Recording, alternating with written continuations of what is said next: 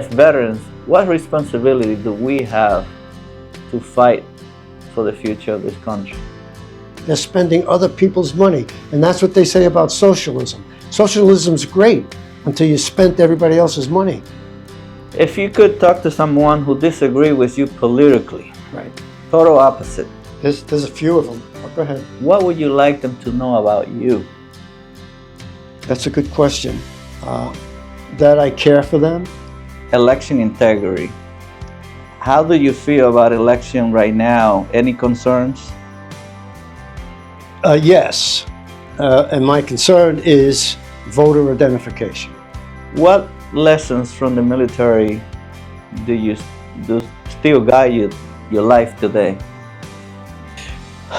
The biggest one is discipline. My position with that tariff money is that they should pay down, don't give it to us. Don't give it to us. No. Pay down the national debt, because I'm worried about my grandchildren. First of all, when I said that my dad left. When my dad left, my mom had to go on welfare. So I believe in the welfare system. I believe that there are people out there that need help, but we need to be able to audit the people that need help. Look at the NEA, the National Educators Association, teachers. They give 99% of their money to the Democratic Party. So if I was a teacher and I'm not a Democrat and I'm a Republican, I'm not going to be too happy about me having to give extra money to the union so that they can give it to a particular party. Today, because of the socialism thought and everything is free, they don't realize that nothing is free. Somebody has to pay for it.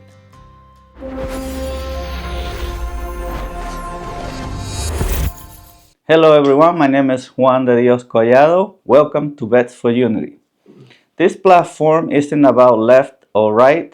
It is about preserving what veterans fought for: freedom of speech, freedom of belief, and the ability to disagree without destroying each other.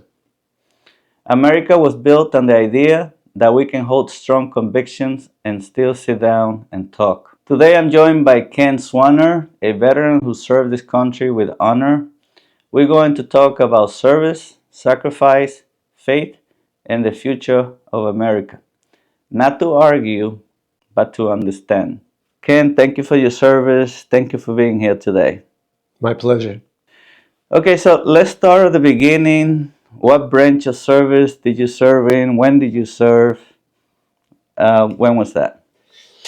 I joined the Marine Corps in November, but I went into boot camp in January 1968.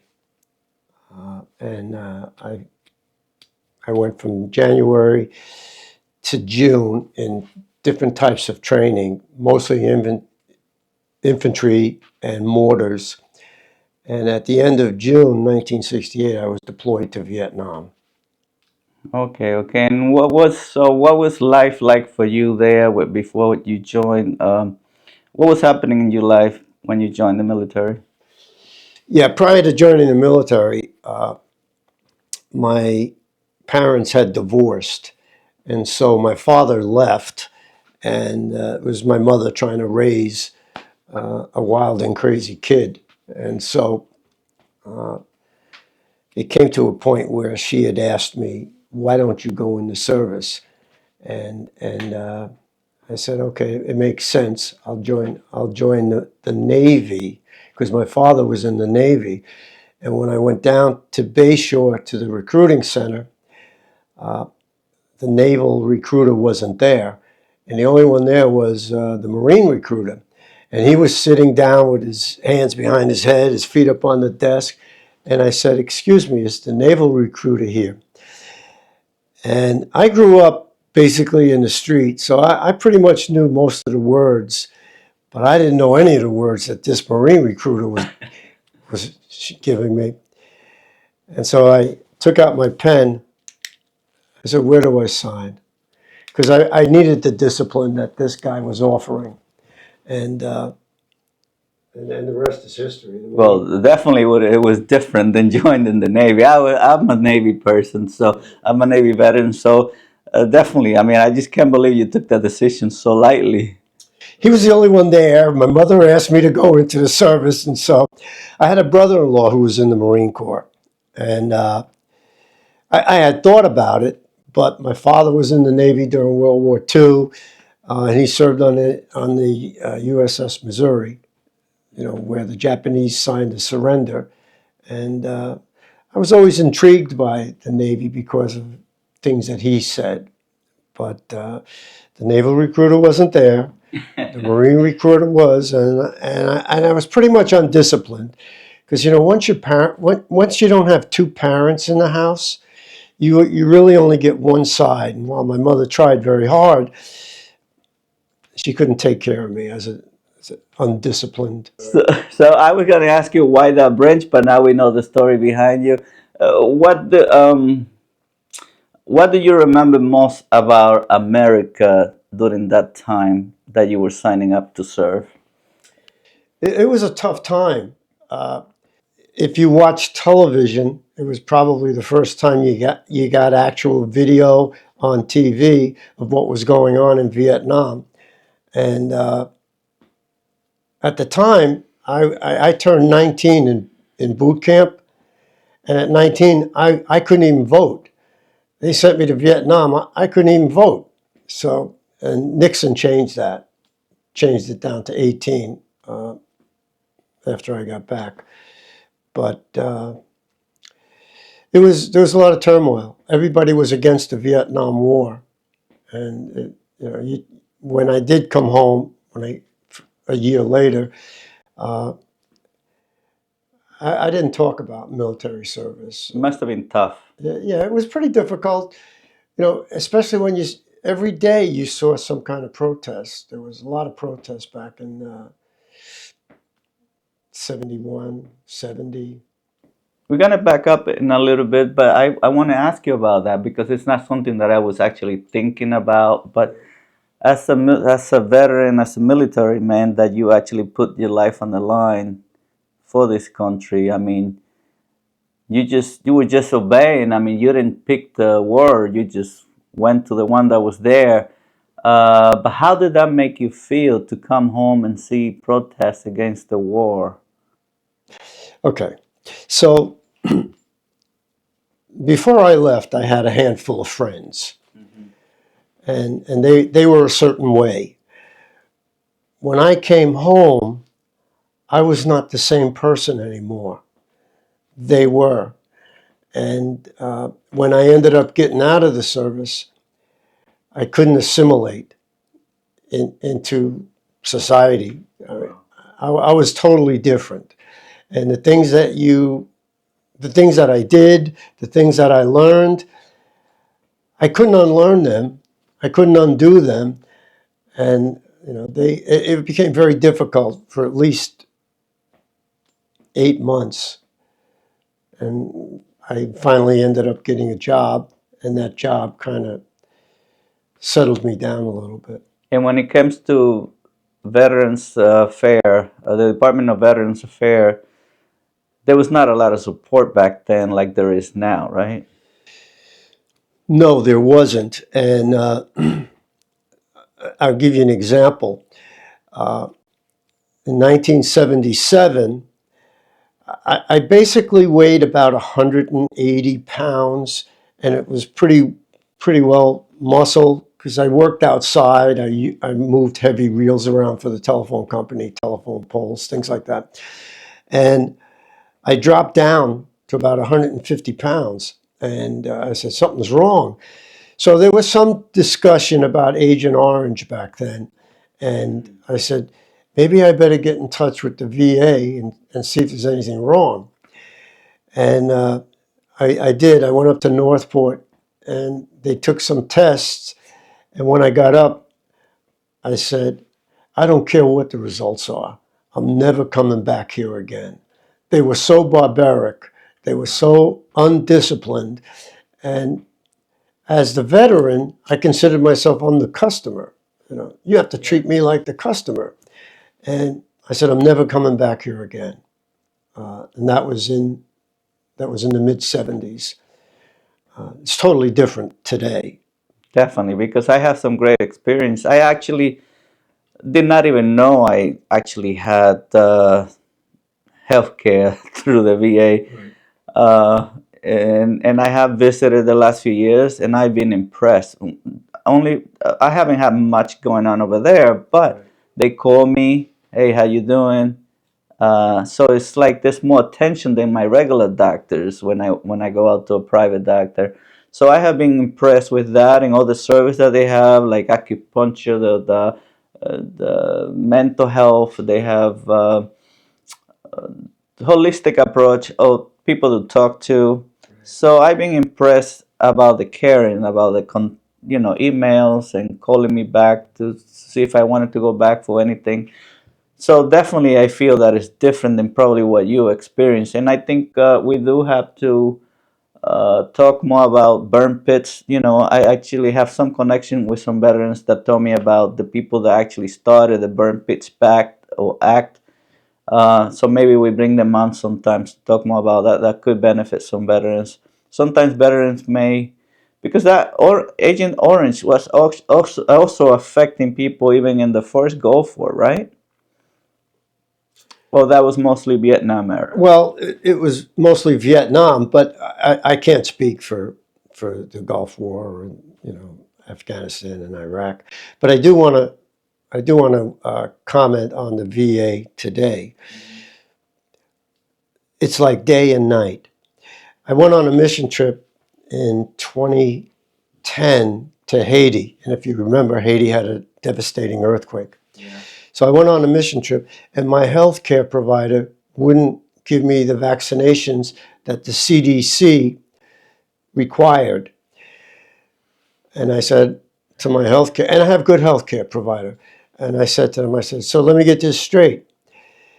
You won't prophylactically help me, but if I get some weird disease, you'll take care of it. And they said, yeah, but you won't prevent it. Right. I said, okay. So I called the VA and I said, let me ask you a question. I said, would you guys be willing to give me the vaccinations that the CDC recommends before I go to Haiti? And they said, absolutely. So that was 2010. And when I went there, it was like day and night. They were so nice to the veterans. They were so polite. What else can we do for you? And they treated me with a great deal of respect. So over that was 2010. I would say over a period of 15 years, I moved all my health care into the VA, and I have good health care outside. I retired from the telephone company, and I maintained my health benefits after retiring. But they treat the veterans like the veterans should be treated. That's good for you to confirm that because I still have friends that they don't trust the VA because of what happened before. Right. And my experience has been great, but I didn't feel that I have taken, I haven't been using them for a long time. But I'm glad to hear that from you. Well, I can speak for both sides. I can speak from when they were terrible, Wow. and I can speak from today. And as I said, I have real good health care outside of that, but I moved everything into, and it's interesting because I can go anywhere. I can go anywhere. I can go to Pennsylvania, I can go to San Diego and go to a healthcare facility, and they can pull up all my records. They know what medicine I'm taking, they know what my positions are, they know that I've had surgeries or whatever the case might be. And I haven't seen that outside of the VA. So that's one other thing that keeps me going. Yeah, it's still separate outside because if you go to Northwell, then yes, they can see everything. But then if you go to NYU, although they're trying to change that, I think if not already, they're changing that to where they could see everything, and it makes sense. And the VA is structured where there's a whole team of people that are concerned with you, are concerned with me. And I can't say enough about them. Is it your experience too with the primary care doctors? Like I feel that with any doctor that I see in the VA, they're not rushing me out. No, they never rush me out, and they always ask me questions on how am I doing, how am I feeling. The nurses do it prior for me going into the doctor, but the doctor just follows up with the same thing. What else can I help you with today? Great, great. Well, And good to hear. But now and that's good. That's something that we're gonna talk about more. I'm interested in finding because I know a lot of veterans go through different struggles, so I want to get into that in this channel. And I'm even thinking about talking about Linda Vista in the Dominican Republic. I want to interview some people because they have veterans that go there. I think it's a good idea sometimes if you feel that they're not finding what's going on with you to see different doctors and things like that. And I think now they have a program that veterans can go to the Dominican Republic and different countries and actually get to stay at the hotel and see doctors from that country. And they get to do a lot of activities too. So that's something that we want to talk about later on. But going back to you, in the service, if you don't mind me asking, what was one of the toughest things when you were actually serving in Vietnam? Because I know that was a special situation. What was one of the toughest things, and what was one of the happiest and proudest moments for you there? the happiest and proudest moment was when I boarded the airplane and it took off to take me home. That was 13 months after I got there. So the difficulty, the first 3 days in the field. Well, let me back up. On the way to Vietnam, they land you in Okinawa to get acclimated to the temperature, to the heat. Okinawa was pretty hot at the time. I would say it was 95 to 100 degrees. They wanted you to get acclimated to the heat. Then when they sent us to Vietnam, and I found where I was going to be working out of, area of operation, it was about 110 degrees. Wow. And humid. And very, very hot. It was very hot.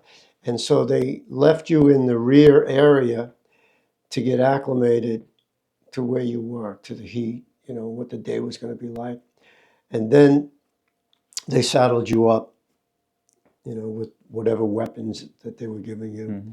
And then they would take you out to the field. And so some of the toughest things that I had to learn was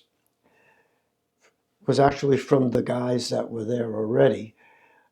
As a for instance, if you smoked and you lit up a cigarette at night, somebody would jump on you, and because if you had a cigarette out here, the enemy is shooting at the cigarette, and he's going to hit somebody else, and not you.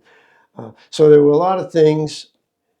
There were a lot of things about the jungle. There was a lot of things about combat that you don't really know. When you go through training,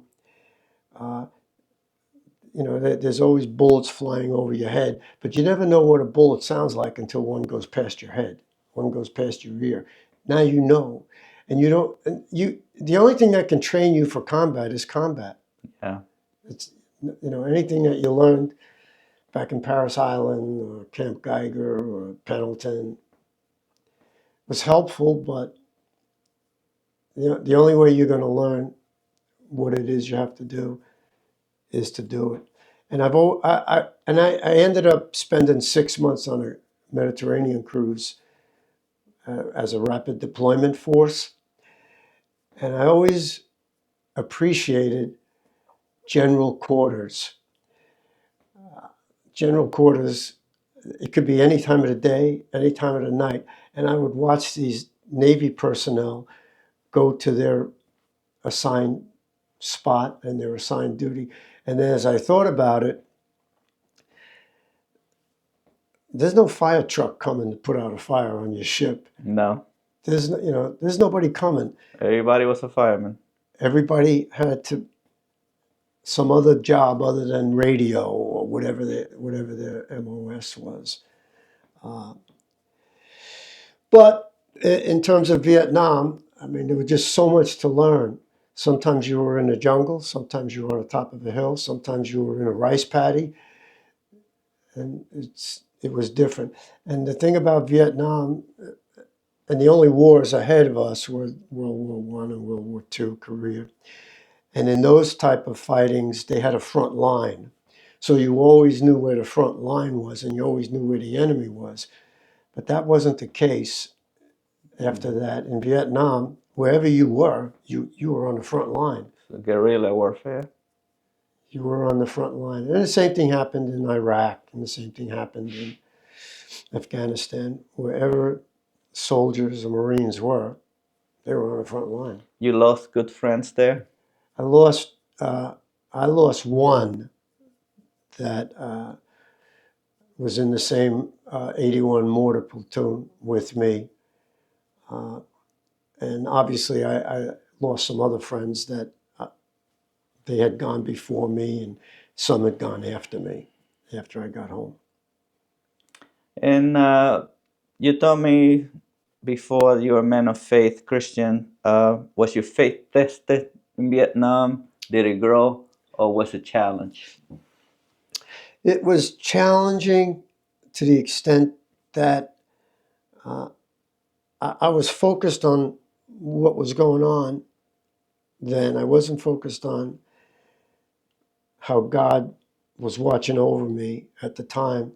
And it wasn't until 1975 when the war was over and the prisoners of war were coming home. And I watched them as they came home, and they each, well, I think it was Stockton, went up to the microphone and started talking about Hanoi and Hanoi Hilton. And when I got overwhelmed with emotions, because I had been in some tough spots where I could have been one of those guys coming home. And I think because of my age, I'm able to look back and connect the dots. When I was in this situation, I don't know how I got out of it, but I know now that it was the hand of God. And I looked at all of those situations, and I said, God was always with me. And so anybody that I knew that was going into the service or going into combat, I prayed that God would go ahead of them and make smooth their path. Were you of faith when you were in No. Vietnam? No. So you had, I had grown up a Catholic, but there was a point in time when I was about 13 or 14 that my friend's mother took me to a Pentecostal church, and I accepted the Lord. But the problem was that I was still in a broken home. No one was asking me to take me to church, and no one was mentoring me, where when somebody first accepts the Lord, they need someone to mentor them. They need someone. Yeah. They need someone to coach them, to guide them, to answer questions. In fact, there's a couple of veterans that I visited in a nursing home that recently I just brought them a pamphlet, The Gospel of John, and I gave them another booklet after that, and I said, read the Gospel of John and write your questions down in this pad, and when I come, let's go over some of the questions that you have. But I wanted them to start with the Gospel of John. What lessons from the military do still guide your life today? The biggest one is discipline. And as I indicated, my family broke up, my dad left, and I didn't really have any discipline. And the Marine Corps taught me discipline. The Marine Corps kind of gave me a can-do attitude. If you asked me today, can I do something? I said, yeah, I can do that. And then if you followed it up and said, have you ever done it before? I said, no, I haven't done it before, but I know I can do it. And they gave you that mission-oriented, work towards completing the mission, and regardless of how you feel. And there were some times when you're in the jungle, you don't feel too well, but you still have to do what they told me to do. And it was much tougher training. Even boot camp was different for the Marines back in those times. I know that a few, maybe a decades, or a few, maybe 10 years ago, right, they started changing standards in the military to adjust to for women and all kinds of other stuff that we don't need to get involved. But are you happy that the standards are being put back together so Absolutely. everybody's ready Uh, to go to war, not lowering standards for anybody? well, I think IBM came out with a statement that said, if this is the standard and you lower it, then you don't have a standard anymore. Yeah. You don't have a standard. And I remember I was online to speak to a first sergeant about something, and he got mad at one of the guys ahead of me, and he told him he was going to kick his rear end, using different words, right? He said, I'm going to kick your rear end, and then I want you to get on the back of the line and come through again, because I'm going to do it again. You know, it's it was the discipline that they taught me that carried me through my working careers, where most of the time they gave me the toughest jobs because they knew I was going to do them. You know, whatever the job was, they knew I would do it. And the military taught me that if that's the goal, if that's the job, if that's the mission, you just have to keep going until you get it done. And I found in the working world, it's not always like that. People will be happy to get out of the way to let you do it, as opposed for them doing it themselves. You know? Mm. So a lot of the experiences that I had in the military, I was able to use. I had a couple of careers, and I was able to use them. It's I think there's a lot of things that I appreciate more now than I did back when I was serving, you know. So I wish I could go back and thank a lot of people that helped me out. I mean, some of them do. Manriquez, a friend of mine, he took me under his wings. Coxon, uh, really good people comes to mind to help you out. There was AD1 Smith. You know, he was really strict when it comes to work. But whenever he asked for volunteer, a lot of people were hesitant. They wanted to go home. So like sometimes I felt the pressure. Okay, nobody's raising their hands. You know, so no, I'll stay. You know, he wanted someone to stay extra hours. So what he did was that if you raise your hand and you volunteer, what I discovered was that he said, Juan, you go home, everybody else stay. He used to do that a lot. But the first time that it happened to me, I was pretty happy. But then I felt guilty because then everybody else was staying. But it was there somebody that you remember that really stood out for you, that really made an impact in your life? The uh,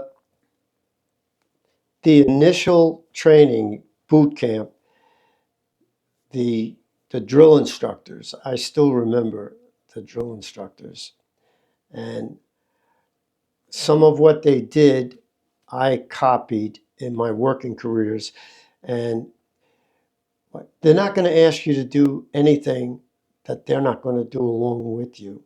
Uh, as an example, you know, I had an opportunity in some careers to hire people and to give them jobs and interview them for the jobs. And I would tell them that I'm never going to ask you to do something that I wouldn't do myself. And periodically, when I asked them to do something, I may have hired you as a project manager, but your project's over and there's some other work that has to be done. There's a lot of filing that has to be done. I want you to go and file, and I want you to organize the files, and something that I didn't hire you for. But when I asked them to do it, I would be right there with them, saying, "Oh, this file goes here," and I would, you know. Uh, so never ask anybody to do something that you yourself aren't willing to do. And when I would be training with these drill instructors, and they've got us on a 3 mile run, and they're running around the platoon at the same time, I'm saying, "Look at this guy. He's not just saying, all right, I'm going to sit here and smoke a cigarette or drink a Mm. beer while you're running." He was out there running with us. You know, he wasn't asking us to do anything that he hadn't already done and wasn't willing to do along with you. So those are the kind of things that I remember. There was a couple of guys that I picked up little things from along the way when I was in the military. So I said, I think I like what Juan does with this, so I'm going to try to do that. And I like what this forward observer does. And I was actually a forward observer for 81 Mortars during my time there. And you pick up a lot of little things from military. Why is that guy getting down low? Why is that guy? And, well, anyway, when you hear a round go off somewhere and you're watching this guy, why is he doing that? Well, he knows something that I don't know. So tell me, Juan, why did you do that? And so there's a lot of little things like that, especially, like I said, nothing can prepare you for combat but combat. You mentioned nothing gets you ready for combat but combat. And that's something that everybody mentions, and I do believe that America has an advantage. Unfortunately, there's a lot of experience because there has been so many conflicts. But I think that's one advantage that America has over a lot of other maybe foreign enemies. The experience is there, and we have seen that in recent wars. What do you think about that? Because maybe China can catch up, and I don't think they have with technology and things like that, but the experience that America has when it comes to war. We have a great deal of experience. And we have a great deal of experience fighting amongst ourselves, right, with the Civil War. One thing I learned in Vietnam is when I landed in Vietnam, I knew that I had a ticket home if I could make it to 13 months. The Marines spent 13 months. The Army spent, I think, 10. I knew I had a ticket home if I could make it. But I oftentimes thought about the Vietnamese. They didn't have a ticket home. No. They were home. So yeah, there was a situation where I was pretty new in the country, and I wasn't out on patrol, but the patrol was right close to our perimeter, and the point when he was coming around a bend saw a Vietnamese NVA and shot him, and they took all of the paperwork and stuff off him. They made me bury the guy, and it was a traumatic experience. Like 2 days later, after rigor mortis had set in, and it was a difficult situation up on the top of a mountain trying to bury somebody. But in his pack, he had a letter that he was writing to his wife where he did a lot of like medic type work, and he was really good at it. And I guess one of the officers in his NVA platoon said, "We're going to send you back to Hanoi to medical school because you'd be a good doctor." And he's got a picture of his wife, and he's writing a letter to her, and I'm saying, my God. He never made it, obviously. But I thought about that, and that was new early on in my time in Vietnam. And I thought about it, and I said, man, I got a ticket home. This guy was actually going home for a different reason, and he would have come back. But those people, that was their country, and the North was fighting to repatriate the South with them. So I learned a lot. But that's kind of similar to sometimes I feel that young people in America need to appreciate what they have more, the opportunities, because just like you were saying, they didn't have a ticket home. There was no time limit. There's a lot of people in third world country. I come from a third world country. So in my mind, there's no reason to complain. I mean, it gets sometimes it makes me sick to see young people complain so much about opportunities and that the government is not doing enough and this and that. When you have so much opportunity to do whatever you want here as compared to other countries, maybe there should be more programs in America to let the young people go and see the real life in third world country to see what they have here. I couldn't agree with that more. That's where all the mission trips that I've been on were third world countries. And I remember in South Africa doing a lot of, I'm pretty handy and I usually build things whenever I go. And in South Africa, terrible in the where the people live and how they live. And I would take pictures and I would bring them back. And on lunch hour, I would have a big conference room. I would say, if anybody wants to see what life is like in some of these other countries, come on in. And when they saw what I had to go through and do, and the people and what they lived in, and they actually started crying. And every year they want to give me money to help those people. I said, well, I'll take the money, but make the check out to my church, and, and I'll see that the church sends it over there, things like that. So people here, they have no idea. They have no idea. Even some of the protests that you see, if somebody asks them a question, well, why are you protesting? Well, I don't know, but everybody else is, and seems like the right thing to do. Some of them don't. Anyway, some of But them. a lot of them now, and we're gonna touch on some of that subject. But since you brought it up, sometimes there's a lot of claims that a lot of them are getting paid, and I have seen Right. some evidence that Yeah. a lot of protesters are getting paid, and Right. elections are coming up again, and Right. it seems like they're gonna try to. Unfortunately, there seem to be people that benefit from exposing people to danger, and if one of them falls, It's no big deal. it just gives them Yeah. more reason to keep going, and that's really bothersome to me as someone who really appreciate America, and I have been concerned. And one of the reasons we started this channel is because the last 15 years or so is when I actually started worrying about the future of this country. And I mean, there's a lot of patriots, there's a lot of people that really love this country, but there seems to be a large percentage of people that it's easier for them to burn the American flag than it is for them to burn the ISIS flag. I remember back in the before 2015, Right. and that make you feel a little bit It's sad. disappointed. Yeah, it's sad because they have no idea what the people before them had to go through to get them to the point where they can actually burn that flag.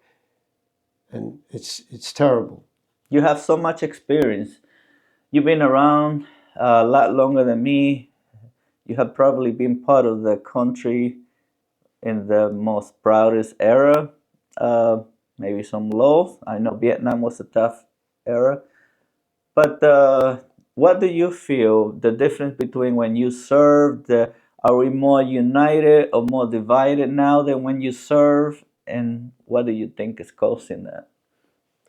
Well, I think we were more united because I had my uncles, my father that had served in a difficult war.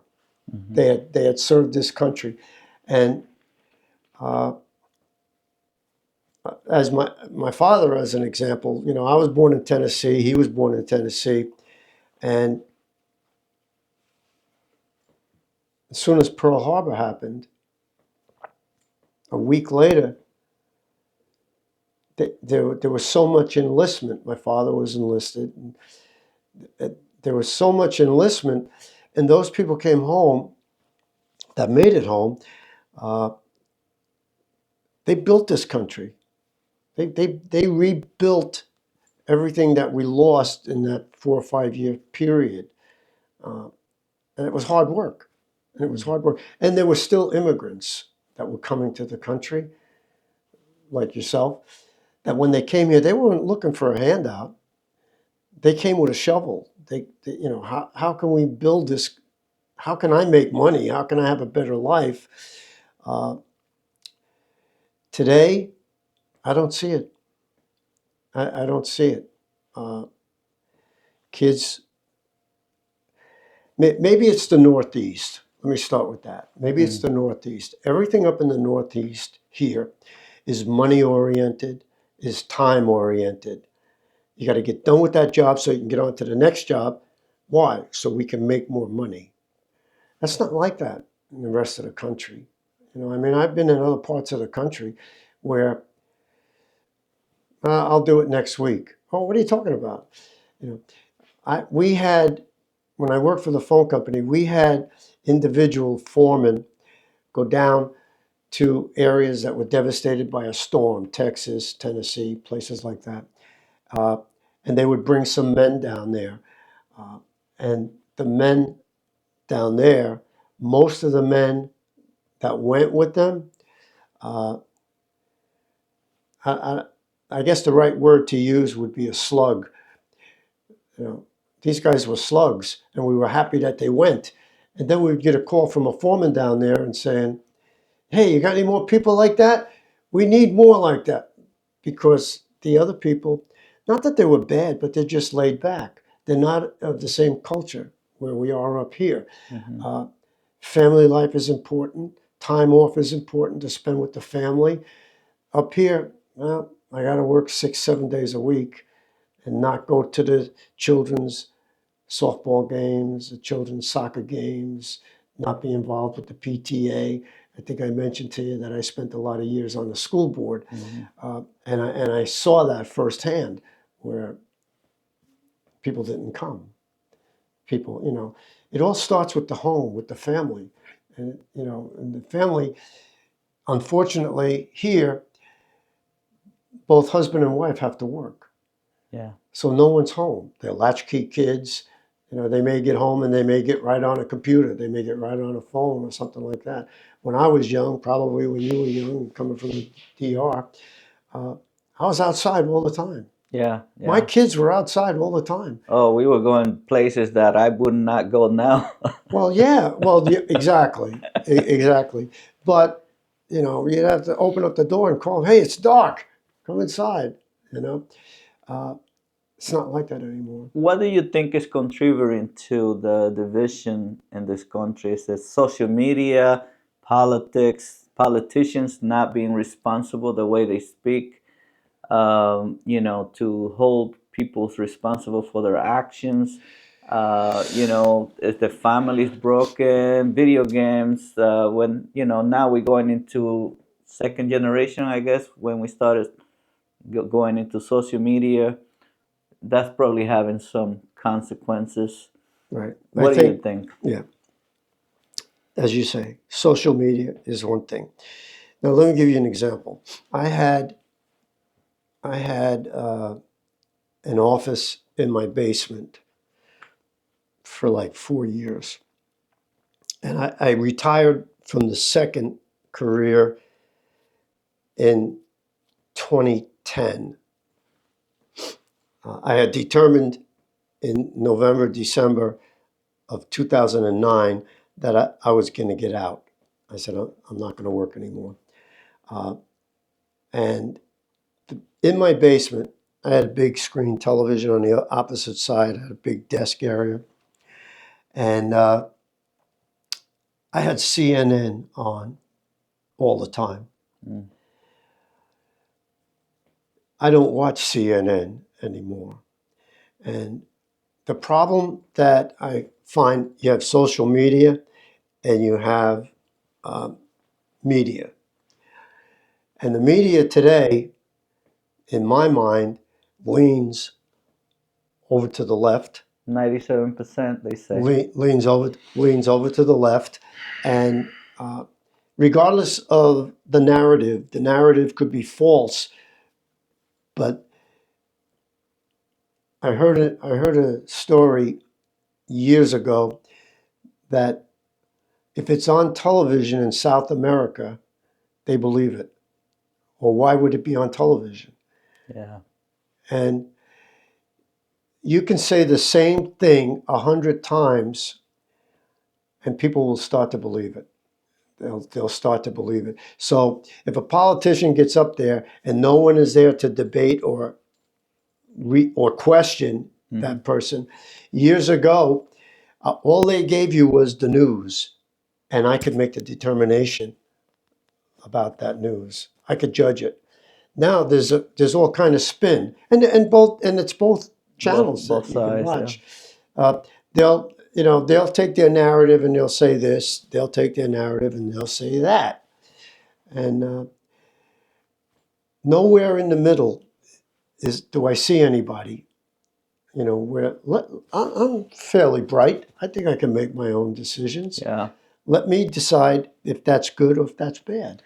Do you think if the media would just tell you the truth, whether it's MS Now or MSNBC, what it used to be called, CNN, Fox News, if they would just tell you the truth, do you think we would be as divided as we are today? No, I think we would not be as divided today as we are, because I always use the example when I share with people. I say, listen, I can say the same thing, but the way I say it is going to have an impact on people. And I could say, oh, here comes Juan. Or I could say, oh, here comes Juan. So it depends on the inflection in your voice. It depends on how I'm upbeat about it, or oh, here comes Juan, So and it's both sides. Their producers say, this is the narrative and this is how you're going to say it. Both sides. This is the narrative. No, don't say that. Or let's take, for instance, a politician gets up there and they're promoting themselves, what they've done. One group will show you the whole thing so that you could see all of the things that person did, and the other group will cut it off. Yeah. So that you can't see all of the things that they did.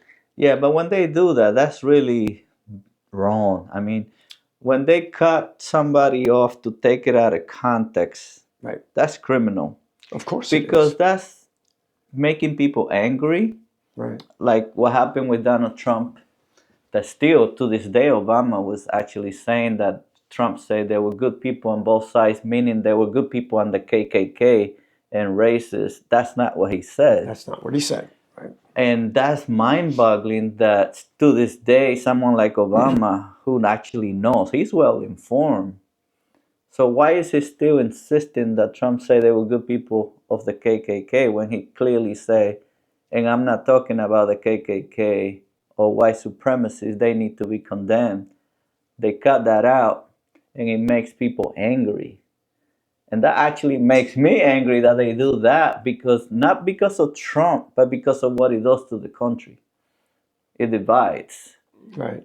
And have you noticed something, and this is not a question I had programmed here, but you go to people's home. I go to people's home because I work going to people's home, and I notice that when they watch certain channels, you can't say, you cannot have political conversation with them. Right. Just by the channels that you know they watch, you cannot have a political conversation with them without them getting so angry, right, that you will not get any words in. Well, I may have mentioned it. If you ask me what is my opinion, what is my position, I can give that to you. And if you want to give me your position, your opinion, I'll listen to it. But don't try to impose that position on me. And a lot of times people try to impose that position by debate. I don't want to debate. I'm fairly well informed. Why stress yourself? No, I'll listen to it. You know, and I love the fact that certain CEOs will bring into their cabinet dissenting voices so that they at least can hear the dissenting voice. Uh, Other people will just love. I'll give you an example. I I I had 20-something project managers report to me, and I had a project management center, and I had a group of project coordinators and managers working for me. So I said, I want to do a survey. I want to go out to all the project managers and, excuse me, I want to get their opinion on how I was doing. How was my center doing? Am I supporting you? Right? So I sent out the survey, and I call it polishing the apple. Everybody polished the apple and said, oh, you guys are doing great. You know, I get this, I get that. You know, they're very cordial. I said, okay. I had one guy who was a retired captain, Air Force captain, combat veteran, tore me up, tore the place to pieces. And I looked at it. Now that's how you can help me. Yeah. You can't help me by telling me I'm doing the same thing over and over again and it's good. He tore me up. I went home and I told my wife, I said, one day I'm going to be working for that guy. Guess what? 3 or 4 years later, I was working for that guy. Wow. It's just, he was honest enough to step out of line and say, okay, this could hurt, Ken, but here's the deal. So, you know, I've had a lot of experiences like that where I've asked a group of foremen that worked for me in a phone company, hey, I'd like to start this program and I'd like to do this. He's a 30-year veteran. Oh, no, that'll never work. Okay. And I go around the table. I get to the new guy and he goes, you know, he's not corrupted by Yeah. what has been.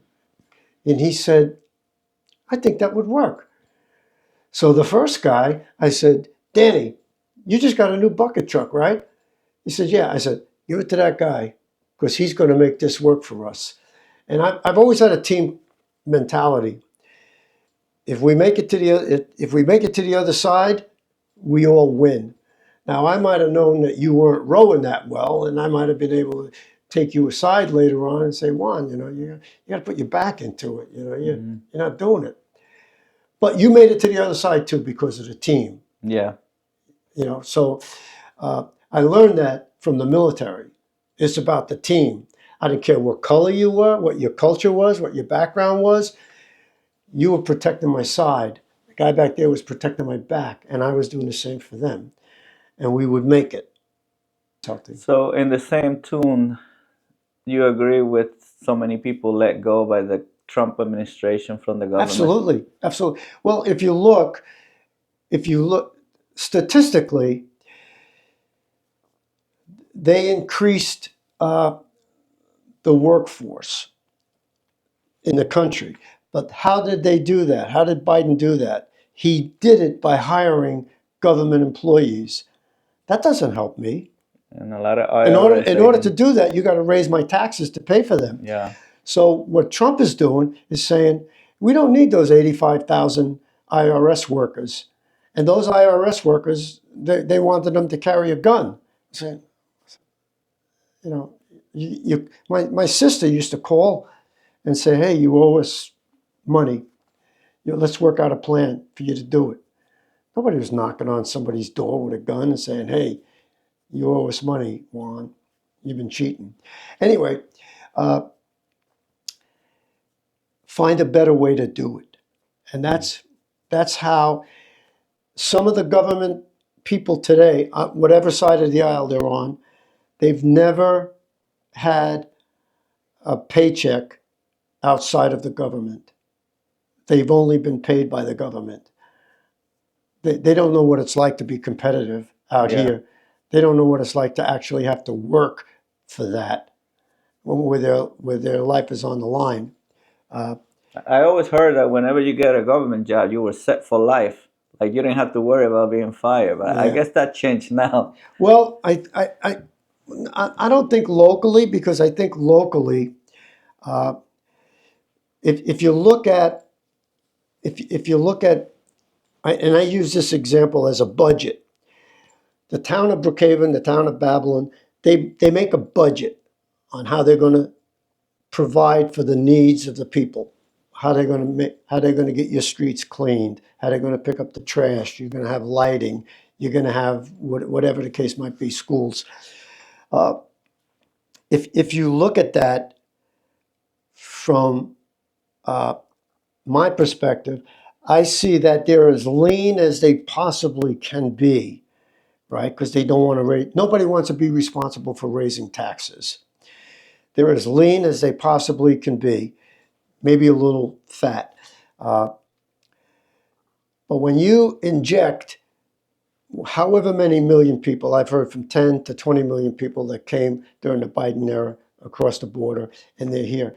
When you inject them into the school district, where the school district is trying to be as lean as they possibly can, and I used to say, it's zero-based budgeting. Don't tell me you need 5% more than what last year was.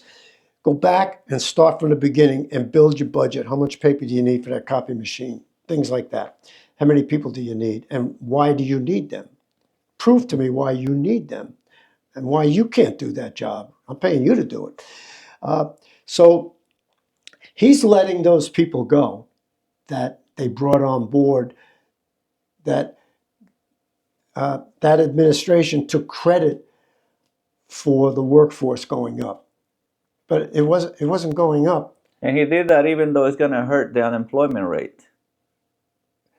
Well, if I'm not mistaken, as we've been letting people go off the force, right? They started with the IRS, and I know people who basically retired from the IRS. I know people who were actually let go from the IRS, but they took that stipend that he gave them to work from June to November. You don't have to work, but I'll pay you from June to November. I know people that did that also. But most of those people have found their way into the private sector. And that's what's really going to grow our economy. That's where you're going to have, a GDP that's off the map. You're not going to have it with the government. What do you feel about the tariff? Do they make sense to you to kind of compensate to hold China accountable, for example? Yeah, I am in favor of the tariffs, especially when you learn that the country survived on only tariffs before they had an IRS, before they started taxing Wow. people. I'm going to be disappointed if the Supreme Court rules that the administration, it's the administration. I don't want to say Trump. Trump takes credit for everything, and that's fine. Too much sometimes. Yeah, but the administration, if they make the administration do something with that money, the trillions of dollars, I'm going to be sad. I'm going to be sad, but I'll be okay if they come out and say he did not have the authority. If they can find a little bit that he had the authority, we can keep that money. And then my position with that tariff money is that they should pay down. Don't give it to us. Don't give it to us. No. Pay down the national debt, because I'm worried about my grandchildren. I have people in my family that they make a good salary, but they're at like a 47% tax bracket. Yeah. They get 47% of their money. And if you look at, places like New York City, you want to tax the rich even more. Yeah. The rich 10% is probably paying 90% of their budget. So now you're going to turn around and tax them more. You're going to force them to leave a great city. Well, that's because people have gotten used to believing the lie that all rich people, they're evil, they just the bad people. But yet, the poor is not creating jobs. See, the thing about business calls it the marginal productivity of the worker. So I will hire you and you and you and you as long as your productivity covers your costs plus gives me 7 or 8%. If I can make money on the productivity of that worker, I'll hire him.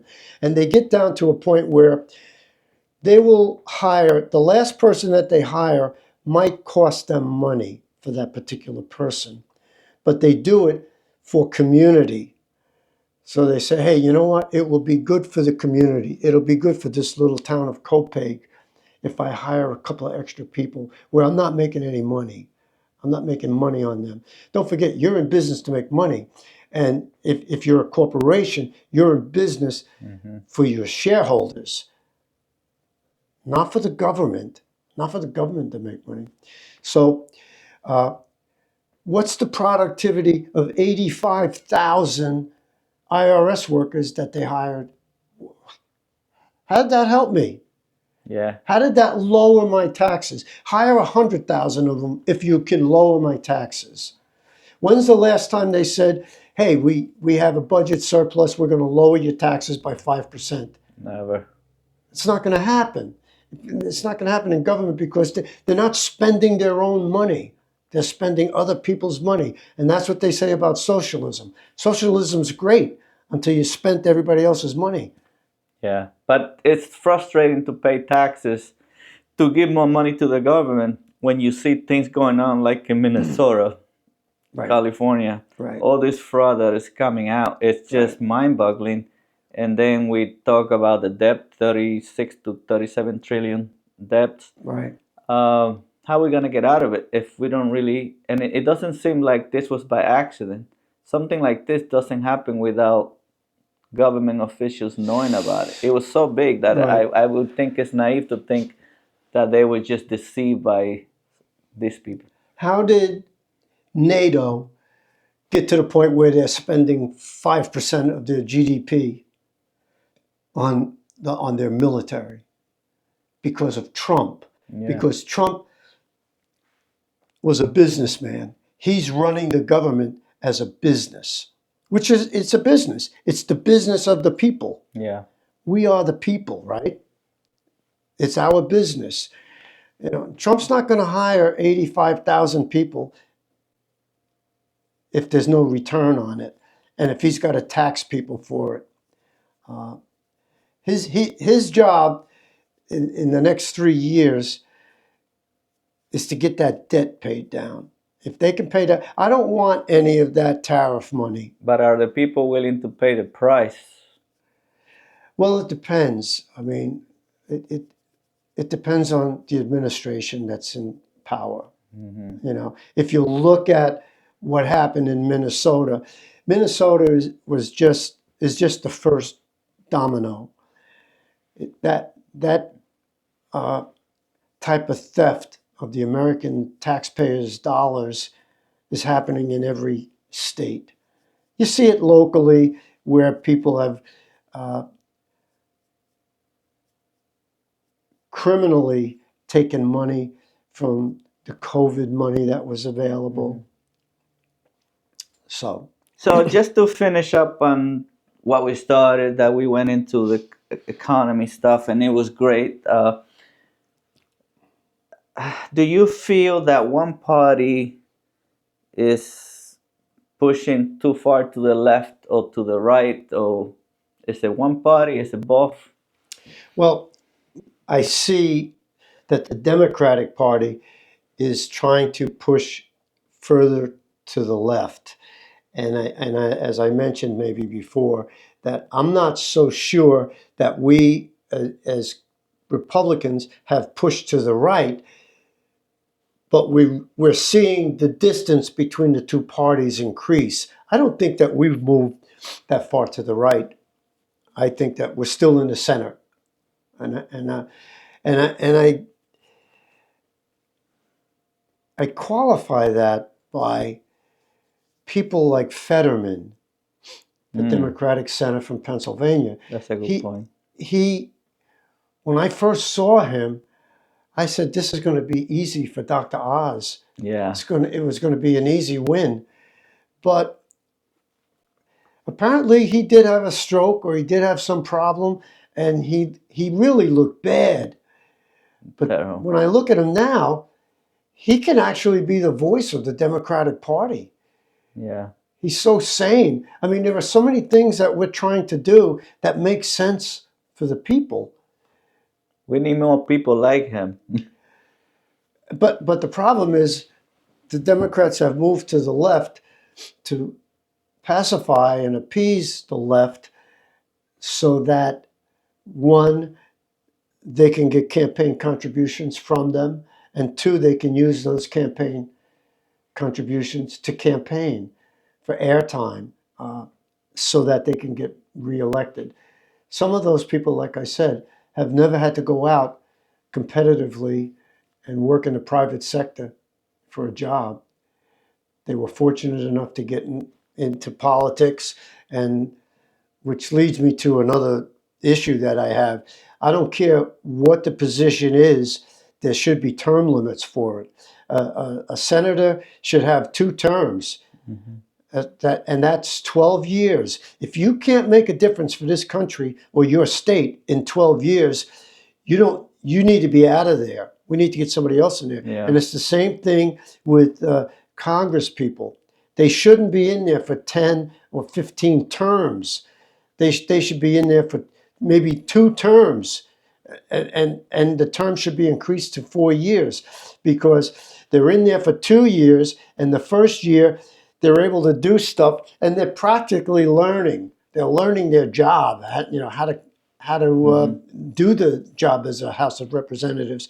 The second year, they're campaigning so that they can get reelected. Yeah. So they need more time. So if you give them 4 years, the first year they got to learn it. The second year they're applying it. And the third and fourth year they're making an impact. You're right, that makes sense. They're making an impact. And if you give them one more term after that, which is only a total of 8 years, and then get back out there and get working and take what you've learned from a business perspective and use it for our economy in the private sector. Yeah, I do feel that when you have senators with unlimited terms, then there's going to be more chance of corruption, because they start building their own kingdom in there. Right. And you see it happening in New York with AOC potentially running against Schumer. And he's really nervous about it, that he might not get another 6 years. It's true. And so he's trying to appease her base so that he can get her base to vote for him and not her. So that pushes him further and further to the left. And the thing about it is when you only have, like, you're only interviewing me, there's nobody here to dispute what I say. So when the media goes and they talk to any of these politicians, they can say whatever they want and think it's real and think it's true. And it's not. And the media is happy about it, because the media says, okay, we're going with that narrative. And they keep going with that narrative, and they shut the other party's narrative off. So you only get one side. And now I wish I could find a network where all they want to do is give me the news. That would be hard to do right now. But that's why a lot of people are actually moving. I find myself actually listening to a lot more podcasts and YouTube than on the news. I don't even have regular cable anymore. I do have some channels. I get the internet package and I get some channels. But I'm listening more to podcasts that I've over the years, you kind of confirm that they were right on certain things, because you can look back, how was COVID handled, and you could see that Trump was right on a lot of things, and they were attacking him for it. For example, he closed down travel from China in January 31st, 2020, and they were accusing him of being racist against Chinese. But then later on, the same people were saying that he didn't close soon enough. Right. So you can't win sometimes. But when you see, for example, that a lot of people were right, Fauci, for example, the emails that came out that somebody that worked for him was telling him that this was mostly human modified, but they closed, they Right. actually shut that information down. Right. So when you see that, you kind of tend to, if you analyze things, who was talking about it the right way? What news source? And you can't tell me that CNN was covering COVID the right way. You can't tell me that MSNBC was covering it the right way.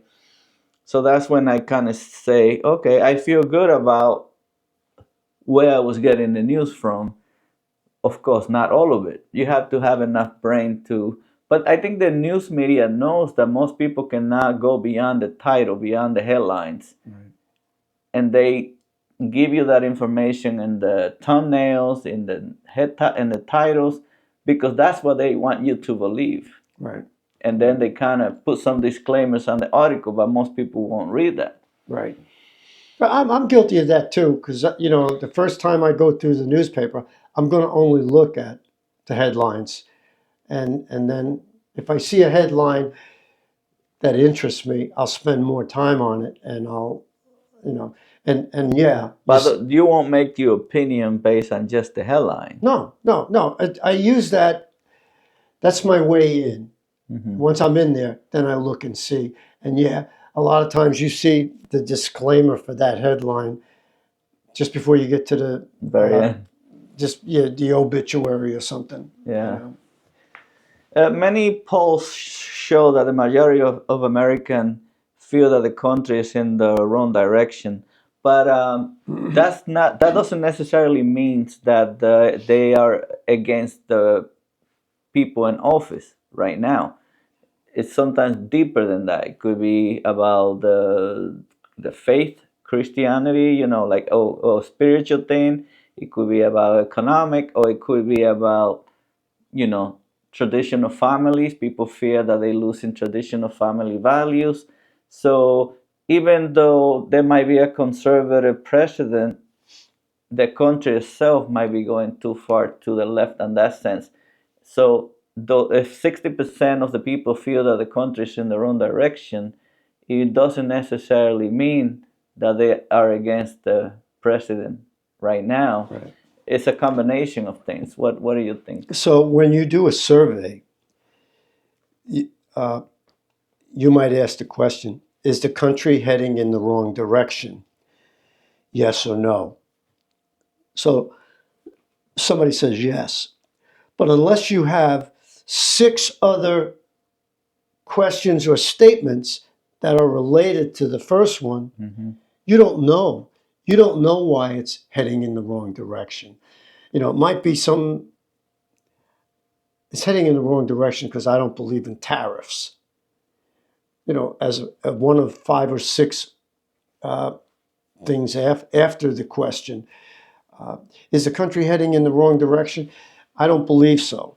I think, and I don't believe it's heading in the wrong direction, especially if we can continue tariffs.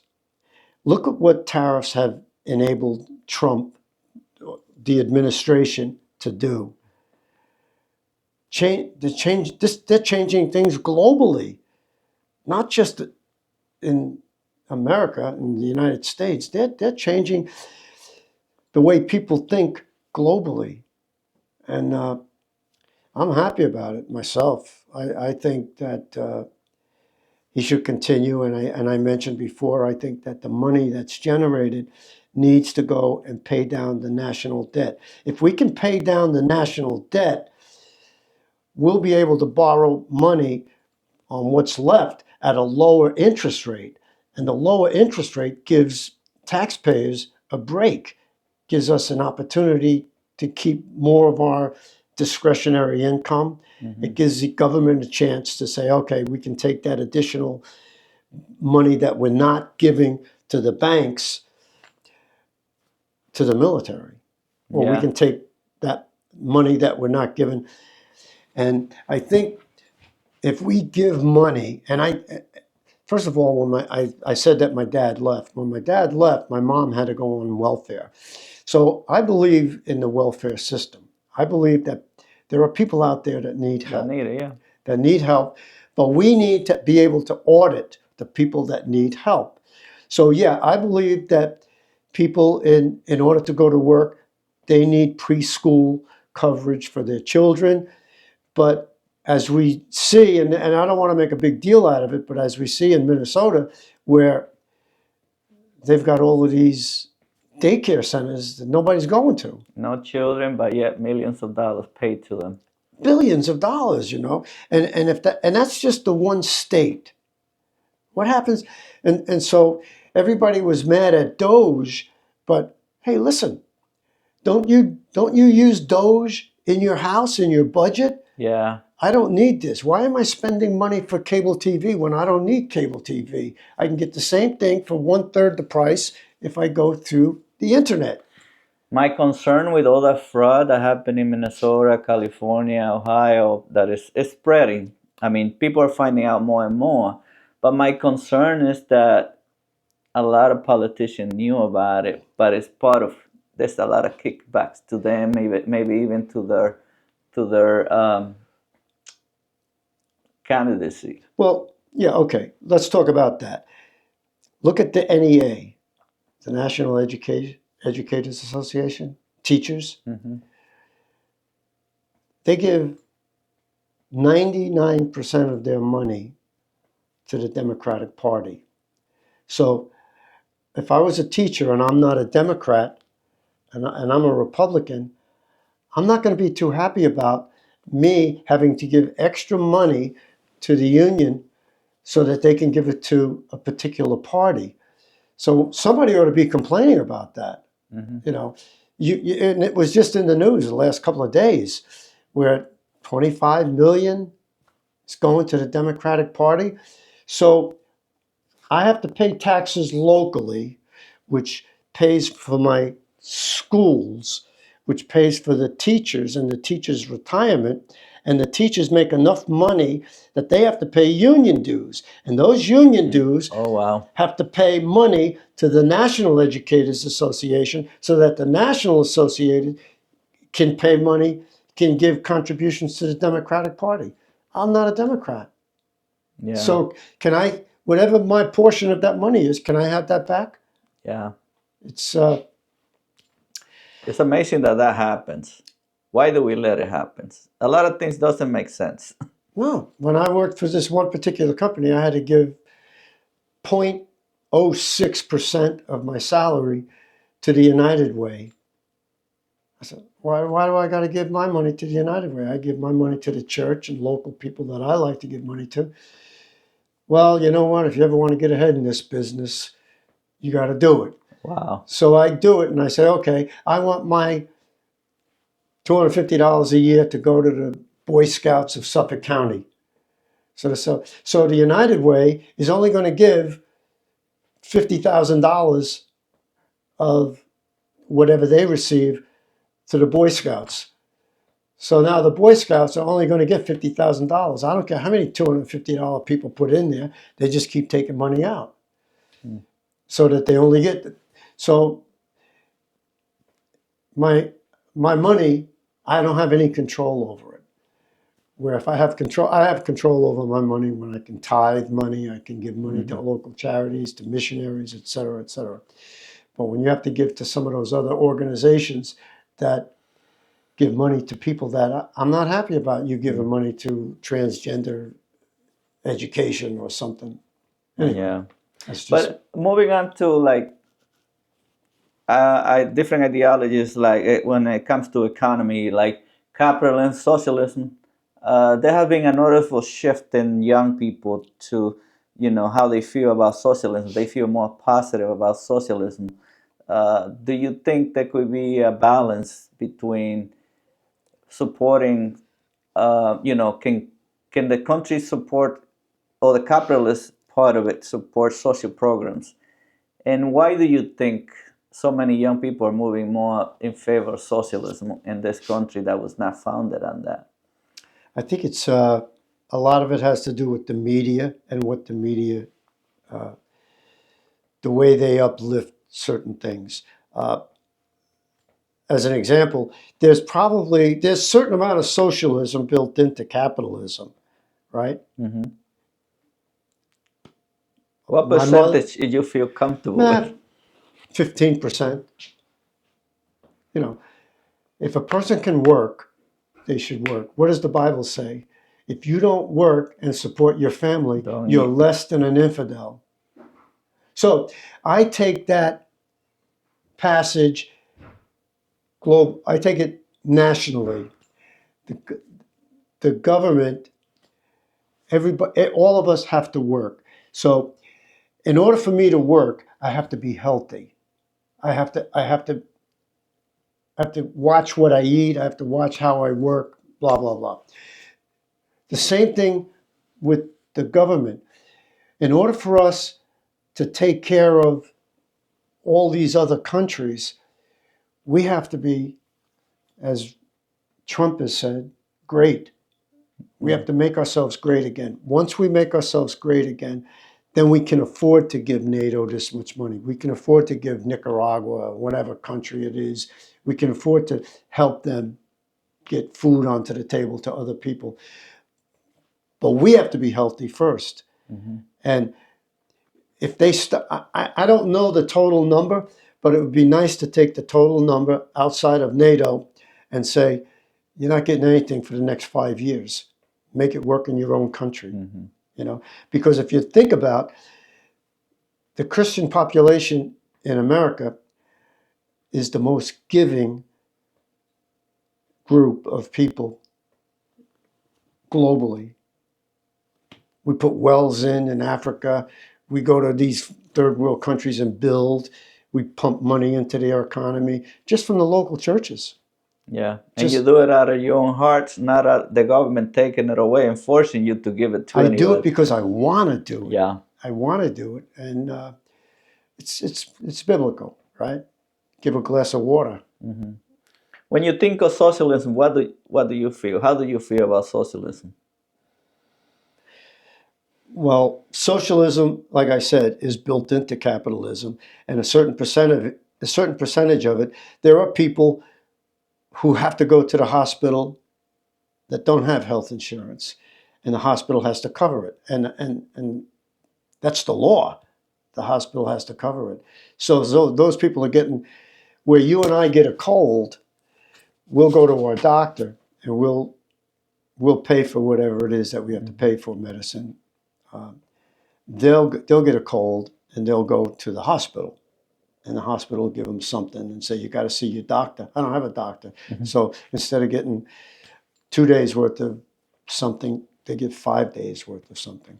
So But I mean, like socialism, like for example, Cuba, Venezuela, that extreme. Because I don't mind a percentage of social programs. right, Like okay, I'm okay. Social Security, I see the need. Somebody gets disabled, and then that's all they have: Social Security, disability. I'm okay with that. I'm okay, maybe even 25% going to those type of programs. But when I think of socialism, it eventually ends up into dictatorship, because if you right, take away the will or the motivation of the human beings, then you're not gonna want to work anymore. If you're getting the same thing as everybody else, there's less production, and then you end up in the same situation like every other socialist country has fallen into.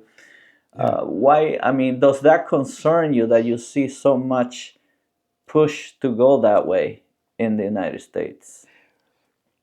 Well, I think we started talking about the media, and when somebody promotes things like free busing and Mm-hmm. no increase in housing, rental costs, and stuff like that, the guy that owns a building that's got 4 or 5 apartments in it, that's a business for that person. And he's in there Yeah. to make money. And when you tell me I can't make money anymore, Yeah. then I don't need that building anymore. So I'm going to sell it. And when he sells it, it becomes run down because somebody else is going to buy it at a reduced price. It becomes run down. And when it becomes run down, sometimes they don't have hot water, sometimes they don't have heat. It's just vermin and stuff like that. So that's what socialism tends to do. And that's what it's done in a place like Venezuela, who's sitting on the world's greatest oil reserves. Yeah. And they were making money. And the way Trump has got it laid out now, the way the administration has it laid out now, they'll make money. And you have to give that money to the people. You can't give it to somebody who's going to open up an account in Switzerland, which is what happened.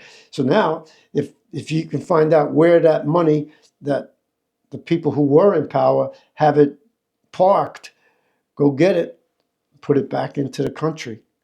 How do you feel about seeing Americans protesting in Manhattan to free, fighting for the freedom of Maduro to be put back in charge? I mean, how do you feel about you young people protesting to make him free? Where's the compassion? Isn't that the role of the left to show compassion? Where's the compassion for the Venezuelan people that have been longing for freedom for so long?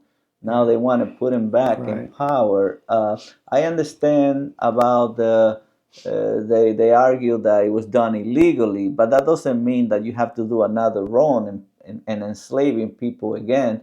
But what about and moving on to protests?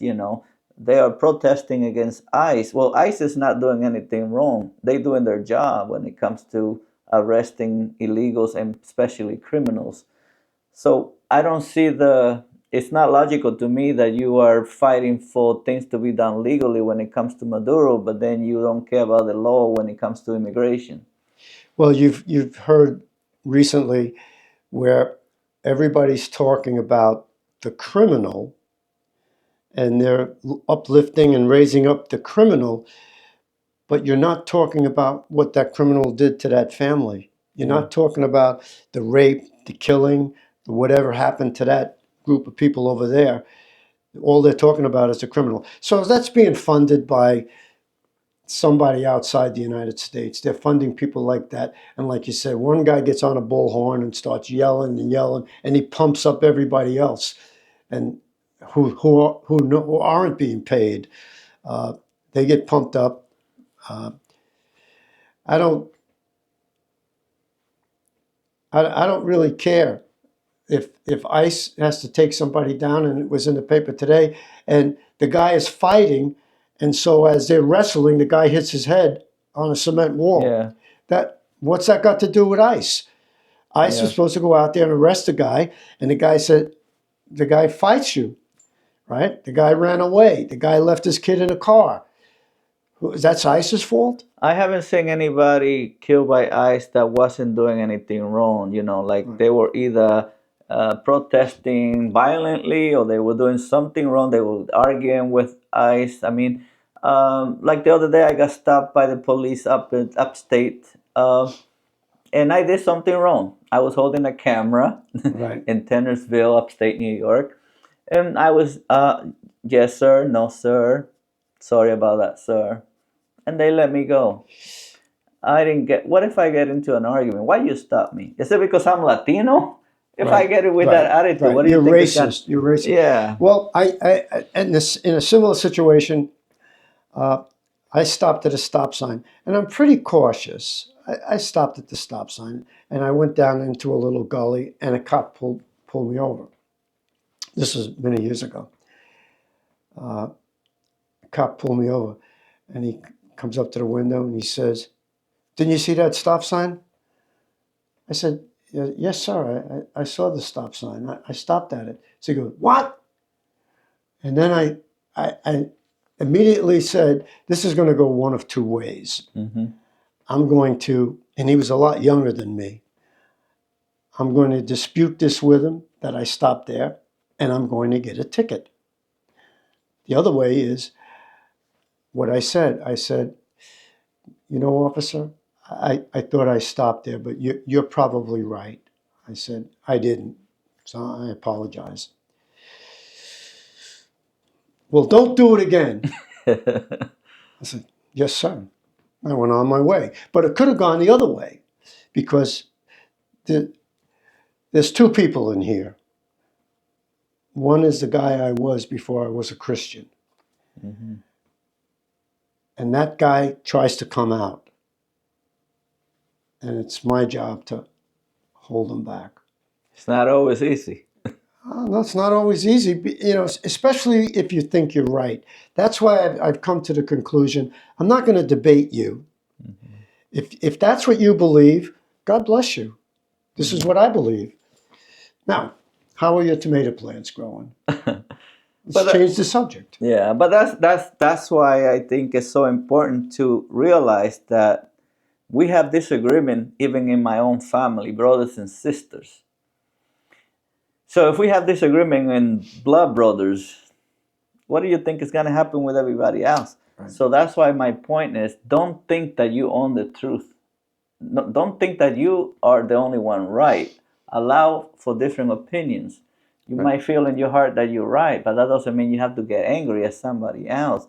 And that's what worries me about the direction of the country when I see people protesting about any little things.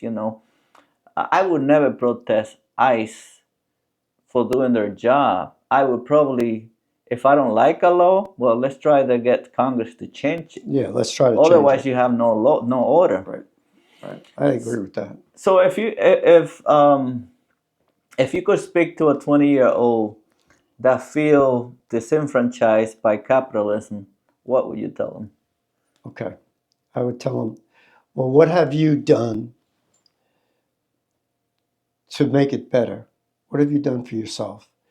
So, in my situation where I said I came from a broken home, so I can empathize with that person if that's what they came from. Mm-hmm. If they say, well, we don't have the money to buy the sneakers that I want to have. So, okay, I was in that situation when I was a kid. When I got a new pair of something, it came from the Salvation Army. So it wasn't exactly new, but it was new. It was new to me. So what are you doing to make it better? As an example, when I joined the phone company,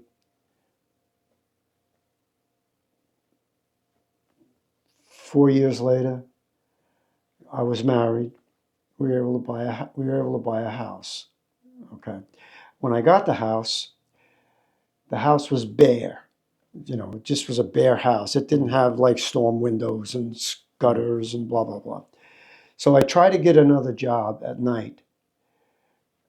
And I went to what they call the employment office, and I stood online. I got up, and they had old computers. And I said, and she said, what can I do for you? I said, oh, I'm looking for a part-time job at night. I said, I'll work in a supermarket, I'll stock shelves, I'll sweep the floor. She goes, why at night? I said, well, I have a job with the telephone company, but I need to make extra money. She says, you have a job? I said, yeah. She says, you see those people over there? I said, yeah, I see them. She goes, they're here looking for a job because they don't have a job. I said, okay. I said, do you see those people over there? She said, yeah. I said, they're here for a check. They're not here for a job. They want a check. I want a job. You going to give me one? She said, no. So that forced me to go to the VA and get educational benefits. So I went to school for 20 years at night. First 3 years, I got an associate degree. 7 years later, I got a bachelor's degree. 10 years later, Wow. I got a master's degree. And with the jobs, I had professional certifications. So let me tell you what you need to do while you're disenchanted with competitive environment. Have you gone to school? Mm-hmm. I know what it's like to go to school. Have you worked hard? I know what it's like to work hard. And that's what you have to do. You, yourself, you had to do it. Other people had to do it. Today, because of the socialism thought and everything is free, they don't realize that nothing is free. Somebody has to pay for it. means somebody had to work for it. Mm-hmm. And as I mentioned before, 90% of the taxes in blue cities come from 10% of the workforce that make the money, and they're taking 47% from them already. So that's what I would say to the guy that's disenchanted with the competitive environment. Maybe you should look for a government job. So moving on to some topics that is really hot right now, and it has been hot since 2020, election integrity. How do you feel about election right now? Any concerns? Yes. And my concern is voter identification. I believe that everybody should have a picture ID. And I believe that everybody has one. I just believe that they have to show it in order to vote. And I believe in what the Republican side of the aisle is pushing, that there should be, in order to appear that there is voter integrity, we need that card. And I'm okay with mail-in ballots, but the mail-in ballots have to be legitimate. I don't need you closing down your office and getting everybody out of there and then open up the file cabinets and pull out volumes of paper ballots. So I believe that the military, and my mother was disabled. She should get, people that are disabled should get a mail-in ballot. But somehow or another, we need to audit everything. I mean, in your business, in your working world, you audit everything. I audit my budget more than once a month. I make sure that this is right, that's right. I make sure that this got to go over here, or I got to take from there and put it here. They need to be audited, especially if we're going to give money for preschool and we're going to give money for social activity. The federal government needs to audit that on behalf of the people who put that money in the federal government. The state should be doing the same, but if they're not, and the kickback is, well, we talked about the teachers union, and the kickback is coming from a certain population because you're leaving them alone and you're not auditing. Everything should be audited. And on top of that, we see polls recent by CNN, of all people, of all channels, that 83% of Americans feel that voter ID should be the way we do elections. 95% of Republicans, 72% of Democrats. Right. So even 72% of Democrat voters agree with voter ID. 70 some percent of Black Americans. So And Hispanics. and like 80+% of Hispanic. And to me, it's very offensive when Democrats say that minorities like Latinos and Blacks. To me, that's very, very racist to say that we're not able to get IDs, and that's why we're gonna be disenfranchised from voting. That's a very cheap and racist excuse. They Yeah. talk about the other side being racist all the time, but when you tell me that I'm not capable of getting an ID, and when they do a lot of interviews, I seen YouTubers do an interview of Black Americans. They all say, "What do you mean? I have ID. Everybody has ID." That's a just very cheap excuse. Or marry women. When you ask marry women, is that a difficult thing? And how often you get married? That, if you show the marriage license, you could still vote. Right. So it's just an excuse. Does that actually concerns me more? When I hear that excuse, it concerns me more. And then with everything that's coming out in Georgia right now, when there's more votes cast than ballots that can be collected and counted, that's very concerning to me. I'm not saying there was massive voter fraud. I don't have the evidence for that. But there's allegedly claims that there was. I mean, I saw a lot of things that were concerning in the 2020 election. I never got an answer for a lot of those things. So to me, the excuse is very scary because And then also, what concerns me is that when they talk about only citizens should vote and they want a voter ID, you have to understand that just because you have a driver's license doesn't mean you're legally able to vote. You might be a legal resident. So you have a lot of people talk about illegals and citizens. They forget about in between legal resident. America is so welcoming that I was only here for 5 years, and I joined the Navy. I was not a citizen. So I had a military ID. That didn't mean I could vote. So that, imagine if all they require is an ID, like a federal ID. I could have shown my military ID or a driver's license, but I was not legally able to vote. And it's also concerning to me that when Obamacare came about, I'm an insurance agent. So in New York, they ask you at the beginning of an application for insurance if you're a citizen. And when you say, a lot of the clients will say, no, I'm just a legal resident, they still get asked at the very end of the application if you want to register to vote. Right. Another thing that's concerning to me, when I go to vote in New York, I see that there's a Democratic line or row, there's a Republican row, and a conservative row. And many times I see two or three or even four Democrats on the conservative line. Some people may not even know anybody and they just vote conservative when they meant to vote for the Republican side. Right. Anything to add on that? Well, I think I could summarize everything that you just said in this. If you're a representative in the House of Representatives and you want to cast your vote, you have to put your ID card, picture ID card, in the machine to cast your vote. Why? Because it's important. Well, I want to know that Juan voted.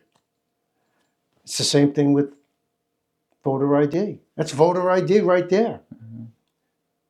You can't vote in the House of Representatives or the Senate without putting your picture ID in that machine. They'll let me have a show of hands. They'll ask for that. But if you want to vote on a law, you have to put that thing in there. In the Dominican Republic, you have to have what they call a cédula, which means it's an ID that means you're a citizen in order to vote, and you have to put fingerprints on too. So if a third world country can do it, why can't America do it? Oh, of course. Well, I guess if you wanted to know the answer, it's politics. It's one word. It's politics. The thing about politics is the people who are in power, that's the key word, power. They have power of the purse. They can give money to whoever they want to give money to. As an example, Biden administration gave Stacey Abrams $2 billion 2 weeks before he was out of office. Now, she set up an LLC. She got a not-for-profit LLC, and she got it in weeks. I know people who applied and didn't get anything for months and months. Wow. The IRS. I'm a member of the VFW, and our post has to have a not-for-profit. I have to be able to prove that I'm a not-for-profit on a yearly basis, and if I want to get a grant from the state for something, I have to prove certain things. And voter ID is very important. We agree on that. Hopefully we see it happen soon, right? I hope. They have a way to do it, the SAVE Act. They have a way to do it. They just have to do it. They have to have the resolve. The Republican side of the aisle has to have the resolve and let them filibuster and say why they don't like it. Do you think that in order to stop Democrats from opening the borders next time they are in power, do we need to take any incentive for illegal immigrants? And I'm not against immigration. You know, I'm for legal immigrants because I'm an immigrant myself. I have friends who are illegal. I understand the humanity part of this. Um, but I also have to have enough common sense to realize that each country, we still have borders in every country, so we're not fighting aliens yet. So that I know of. So if we take away, like for example, House of Representative, they count illegals in New York everywhere, so that gives them more House seats. Yes. If they were to not count illegals for House of Representatives, they would lose like 20 to 30 houses. I heard. I'm not sure what they would lose, but uh, they need to have districts where you don't add. They need to have states where you don't add districts, so that because of the population. So now New York has lost people, so hopefully they've lost seats. Hmm. Uh, But they're still counting illegals from the last census. right, right. They shouldn't. They should not be counted. Well, I mean, New York still push for illegals to vote in the states election. In the villages and in the cities, Yeah. like New York City would want them to vote. If you could point to one thing that might be the greatest threat to the future of America, what would it be? Is it political, economic, or something else? Oh, I think it's a combination of the lack of God, politics, and economics. But I think God should be first. In your house, Hmm. if you got your house in order, chances are you'll have your job in order. If you got your job in order, you'll have that business in order. If that business is in order, you'll have the state and the country. I could tell you from experience that when, we all humans, so we all make mistakes. Maybe the family have had an argument or something like that.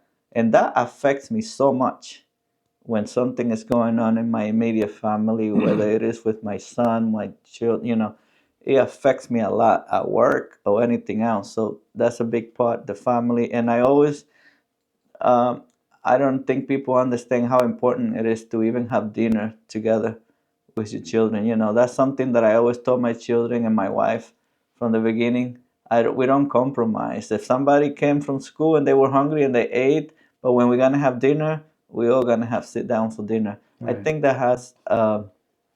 that does something for the subconscious of the children to feel safe, to feel secure, to feel that they belong. And but that's part of the same thing. When you sit down and you're a Christian, you pray together, you say thanks together, and I think it does a lot for the family. Absolutely. Absolutely. Like I said before, what did God say about the infidel? Doesn't provide for his family. Right. So And it's more than just that. I mean, it's sometimes I might be the only Bible that somebody else reads because they don't read the Bible, but they read you. mhm, What did you do in that situation? You, whatever you did in whatever that situation was, that person who doesn't go to church, who's never read the Bible, is going to say, if that's what being a Christian is, I want that. Or if that's what being a Christian is, I want no part of it. So they're going to read you mhm. as to what you do. And that's a good point, though. But then at the same time, I have to thinking of Joe Rogan, who is kind of visiting churches right now, which is great. But he's like, I hear him say how nice the people are in church, and that's great. I feel great for him, but at the same time, I'm concerned because I say, are you putting your faith in Christ, Or not the people. people? Right. Because I'm so afraid that he's like so comfortable with the church, but then something, in church when you have humans, something can come up Right. anytime. Your faith must be in Christ, otherwise something like that could actually make it crumble for a long time. Yeah. I can say, follow me as I follow Christ. All right. Don't look at me. I should be just a guidepost Yeah. that points people to Christ. And I can remember talking to the men in our men's group, and I said, listen, there's a pedestal there. I said, if you got that pastor on a pedestal, you got the wrong person. Yeah. There's only one person needs to be on that pedestal. We're almost closing, but since this is a veterans channel and we want to hear the voice of valor, the voices of veterans like yourself, and we thank every veterans for their service. And if anybody want to be part of this in the future, just write us an email at vetsforunity@gmail.com or jdc@juandeDiosenlatierra.net, which is part of another channel. So as veterans, what responsibility do we have to fight for the future of this country? Well, I meet with a lot of veterans. I meet with veterans in nursing homes. I meet with veterans on a weekly basis, and I'm part of and I try to encourage people, veterans, that you earned a lot. You earned a lot by your service. And I tell them, there's a difference between earning and entitlement. Mm-hmm. What you get and what you ask for, you earned. What the guy that crossed the border and the family that crossed the border, what they get, that's an entitlement that the law put in place. They didn't earn anything, but they get a lot. They get housing, they get food, they get medical coverage. Maybe they get a job, maybe they get a card, but they didn't earn anything, the fact that they crossed the border. But you, as the veteran, you earned a lot. And I see that in the last, I bet you 15 years, I've seen governments and I've seen communities really rally around veterans, thanking them for what they did. May 3rd, I think. Have you ever heard of the Honor Flight? The Honor Flight is an organization that takes Vietnam veterans and sends them to Washington, D.C., and they Nice. visit all the memorials in Arlington and a lot of other things with them. And so, they're saying thank you to the veterans. And I see a lot of other people saying that. Maybe I get an opportunity to do some kind of documentary on that when it's time to do that. Are you part of that sometimes? Well, I've been selected to go on the one in May 3rd, so I can share with you what we did, and how we did it. My son is going to be like an escort. He's coming with me Okay, also. it's not possible to go, and they will not allow another veteran to document. Well, they are documenting it. What they do is Okay, they great. take pictures and Okay, they great. put together a booklet, and they're asking me for certain information about my time in the service, so that'll be part of the book. Okay. Things like that. I'll share it with you. Okay, great, when great. it all happens. If you could talk to someone who disagrees with you politically, Right. total opposite, There's a few of them, but go ahead. what would you like them to know about you? That's a good question. That I care for them, that I may have a different opinion, but I respect the fact that they have an opinion, and that I don't know how that opinion was formed. Pretty much I don't care either, because I know some people have an opinion, but they don't have any facts to back up why they feel that way. But you can have an opinion, and I can have an opinion. And as I think I started, I just don't want to debate it with you. Yeah. I don't want you to try to impose your opinion on me, and I will never try to impose my opinion on you. And going back to the question we asked, if there's one political party that have gone too far, I bet in the last 20 years you probably hold the same position, the same values, but we see a lot of leaders, especially on the left, that they have totally shifted position on immigration. Even Obama shifted position. Oh, absolutely, absolutely. One thing that it doesn't bother me as much as I thought it would, but whatever party you're affiliated with, you see them change and compromise, and that's what their job should be, to compromise. But I haven't seen compromise in 10 years. Yeah. I haven't seen anybody willing to compromise. The only person I'm starting to see is Fetterman. He's the only one I'm seeing saying, hey, you know what? I'm not taking the party line if it's not good for the country or if it's not good for my particular state. I almost feel bad that I didn't want him to win before. I didn't want him to win. I wanted Oz to win. But at the end of the day, I'm looking at him now and I'm saying, he's a true leader. So I'm not going to try to change anybody's position. I'm just going to tell you my position, and I'm not going to debate it with you. Okay. Last question. Go. If you could speak directly to a young man who feels disenfranchised about the future of the country this time, not capitalism, but about the future of this country, whether they are on the left or the right, or independent, whatever, what would you tell them? Work hard.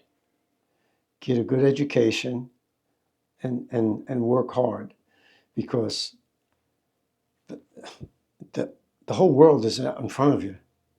You can be whatever you want to be. You can go wherever you want to go, and you can do whatever you want to do. But you got to work at it. You have to work at it, and you have to convince me.